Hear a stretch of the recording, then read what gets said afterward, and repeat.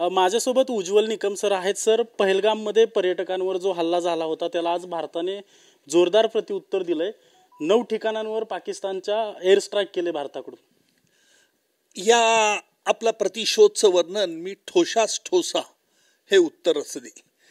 आपण एक लक्षात घेतलं पाहिजे की अतिरेकी हे आपल्या अतिरेकी कारवायासाठी जेथे त्यांना प्रशिक्षण दिलं जात असं, मग ते मुझफ्फराबाद असेल किंवा तुमचं मुद्रिक असेल, या ठिकाणी मुरीदके ही ठिकाणं काही नवीन नाही आहेत.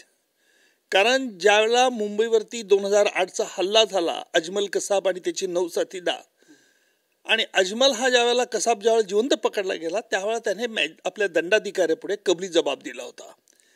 त्याच्यात त्याने उल्लेख केला होता की आम्हाला 5 प्रकारचं ट्रेनिंग दिलं जातं, विशेषतः दौराए सुफा, दौराए अम्मा, दौराए खासा आणि दौराए रिबाज. आता दौराए रिबाज मध्ये कशा प्रकारचे हल्ले करायचे, अतिरेकी कारवाया कशा करायच्या, गुप्तहेर संघटनेला कसं चकमा द्यायचा, असे हे अधिकृतरित्या पाकिस्तानमध्ये चालत होते. आता हेही कसाबने कबूल केलं होतं कबली जबाबामध्ये की आमचं ट्रेनिंग बघण्याकरता पाकिस्तानचा एक आर्मी अधिकारी आला आणि त्याच्याबरोबर हाफिज सईद होता, त्याने फायरिंग प्रॅक्टिस घेतली. आता आर्मीचा अधिकारी कोण होता हे त्यावेळेला लक्षात आलं नाही, कसाबला नाव माहीत नव्हतं.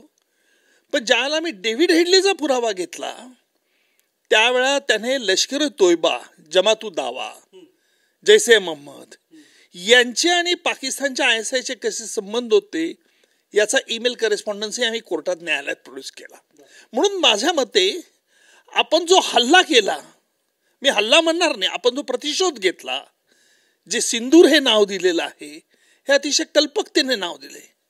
कारण ज्या आपल्या माता भगिनी ज्यांचं सिंदूर एक सौभाग्यवतीचं लक्षण जे पुसलं गेलं, त्याचा बदला घेण्याकरता, वचपा घेण्याकरता मी म्हणेल की आपले देशाचे पंतप्रधान मोदीजी आणि आपल्या भारतीयचं हवाई दल आणि आर्मी यांची संयुक्त कारवाईमध्ये आपण यशस्वी झालोय. जगाने देखील याच्याबद्दल चुकूनही कुठे वाईट उद्गार काढले नाहीयेत. सर, जो हल्ला केलेला आहे 9 ठिकाणी हा हल्ला केलेला आहे, त्यामध्ये ज्या ठिकाणी कसाबने ट्रेनिंग घेतलं होतं तो तळ देखील उद्ध्वस्त केलाय भारताने आजच्या एअर स्ट्राईक मध्ये. निश्चितपणे मुझफ्फराबाद आणि मुदिरके ही 2 ठिकाणांमध्ये कसाबने स्पष्ट उल्लेख केलाय की आम्हाला कशा प्रकारचं प्रशिक्षित केलं जात होतं. आणि म्हणून माझ्या मते ही जी मुरिदके आणि मुझफ्फराबाद ही जी 2 ठिकाणं त्यांनी सांगितलेली आहे, काही ठिकाणची नावं त्यांना माहीत नव्हती कारण काही ठिकाणी त्यांना गुप्तपणे नेलं जात असं, आणि ही सगळी माहिती आपल्याकडे साठीत होती, संग्रहित होती. 1993चा मुंबई बॉम्बस्फोट असेल, तोच देखील जेव्हा खटला मी चालवला त्यावेळी देखील अतिरेक्यांना टाइम पेन्सिल डिटोनेटर कसं चालू करायचं, कारण 12 मार्चला देशामध्ये म्हणजे मुंबईत एकाच वेळा बॉम्बस्फोट झाले, RDX प्रथम वापरण्यात आलं. हे जे प्रशिक्षण दिलं जात असं, हे काही नुसतं हाफिज सईद किंवा झकीर रहमान लखवी नाही, याच्या मागे पाकिस्तानची लष्करी ताकद ही देखील होती. आणि म्हणून माझ्या मते पाकिस्तानने शहाणपणा दाखवला आहे की आम्ही याचा प्रतिशोध घेणार नाही. आणि म्हणून कारण तसं घेतलं तर आपली ताकद त्यांना माहिती आहे. आणि माझ्या मते आपल्या देशाचे हवाई दल, आर्मी, आपली राजनीती ही महत्त्वाची कामगिरी यशस्वी झाली. सर, देशभर आपल्या मॉकड्रिल घेतल्या जात आहेत. आज भारताने एअर स्ट्राईक केल्यानंतर जसं तुम्ही म्हणताय की प्रतिशोध भारताने घेतला, जर पाकिस्तानने काही कुरगुड्या केल्या किंवा प्रतिहल्ला केला तर म्हणजे भारत तयार असेल का, किंवा युद्धजन्य परिस्थिती ही आहे का, असं वाटतंय का तुम्हाला? बघा, माझ्या मते पाकिस्तानला अनेक प्रगत राष्ट्रांनी सल्ला दिला असेल, तुम्ही प्रतिहल्ला करण्याचा वेडेपणा करू नका. त्यामुळे आपल्याला एकच धोका आहे यापुढे देखील की पाकिस्तान पुन्हा ह्या अतिरेकी कारवायाकडे वळू शकतं. आणि म्हणून आपल्याला त्या दृष्टिकोनातून पावलं उचलावे लागतील. परंतु माझ्या मते हे युद्ध काही होऊ शकणार नाही. आणि युद्ध झालं, हानी थोडी आपली होऊ शकते, परंतु पाकिस्तानला त्याची जबरदस्त किंमत मोजावी लागेल. हा सगळा हल्ला झाल्यानंतर अनेक देश भारताच्या पाठीमागे ठामपणे उभे असल्याचं आपण पाहतोय, पण चीन सारखा देश आहे तो पाकिस्तानला कुठेतरी पाठिंबा देत असल्याचं पाहायला मिळते सर. हे बघा, चीन हा पाकिस्तानचा पारंपरिक मित्र आहे, परंतु चीनलाही हे लक्षात ठेवलं पाहिजे की चीनची मुख्य व्यापारपेठ ही भारत आहे.